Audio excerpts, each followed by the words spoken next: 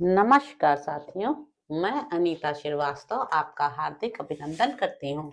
श्रीमद् वाल्मीकि रामायण में आज का प्रसंग है श्री राम के अश्वमेध यज्ञ में दान मान की विशेषता।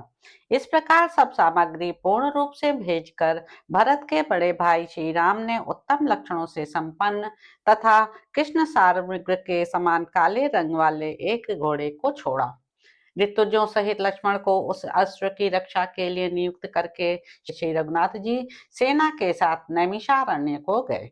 वहां बने अद्भुत यज्ञ मंडप को देखकर महाबाहो श्री राम को अनुपम प्रसन्नता प्राप्त हुई और वे बोले, बहुत सुंदर है। नैमिषारण्य में निवास करते समय श्री रामचंद्र जी के पास भूमंडल के सभी नरेश भांति भांति के उपहार ले आए और श्री रामचंद्र जी ने उन सबका स्वागत सत्कार किया। उन्हें अन्न पान वस्त्र तथा अन्य सब आवश्यक सामान दिए गए।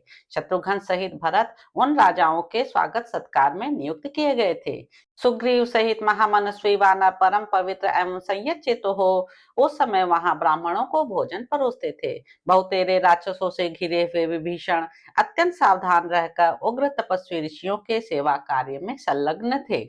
महाबली नरसिंह श्री राम ने सेवकों सहित महामनस्वी भूपालों को ठहरने के लिए बहुमूल्य वास स्थान दिए।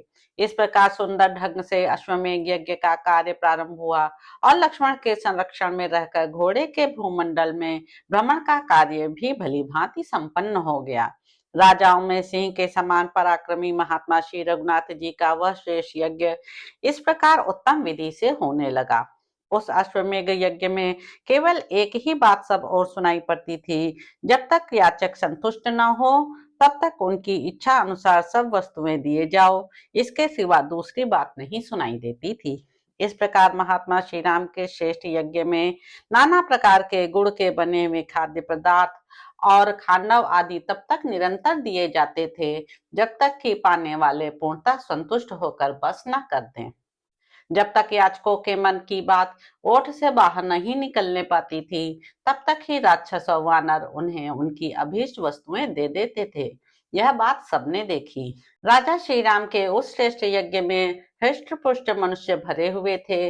वहां कोई भी मलिन, दीन अथवा दुर्बल नहीं दिखाई देता था। उस यज्ञ में जो चिरजीवी महात्मा मुनि पधारे थे, उन्हें ऐसे किसी यज्ञ का स्मरण नहीं था जिसमें दान की ऐसी धूम रही हो। वह यज्ञ दान राशि से पूर्णतः अलंकृत दिखाई देता था। जिसे सुवर्ण की आवश्यकता थी वह सुवर्ण पाता था, धन चाहने वाले को धन मिलता था और रत्न की इच्छा वाले को रत्न। वहां निरंतर दिए जाने वाले चांदी, सोने, रत्न और वस्त्रों के ढेर लगे दिखाई देते थे। वहां आए हुए तपस्वी मुनि कहते थे कि ऐसा यज्ञ तो पहले कभी इंद्र, चंद्रमा, यम और वरुण के यहाँ भी नहीं देखा गया।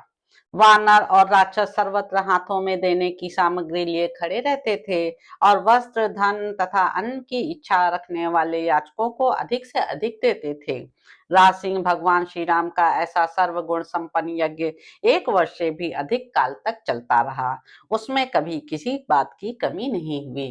तो इस प्रकार साथियों, उत्तरकांड में निहित 92वां सर्ग यहाँ पर समाप्त होता है। इसके अगले अंक में आप जानेंगे कि श्री राम के यज्ञ में महर्षि वाल्मीकि का आगमन और उनका रामायण गान के लिए कुश और लव को आदेश। तो अब आपसे अगले अंक में मुलाकात होगी। मेरे YouTube चैनल संवाद विद अनीता को लाइक करें, शेयर करें, सब्सक्राइब करें। धन्यवाद साथियों।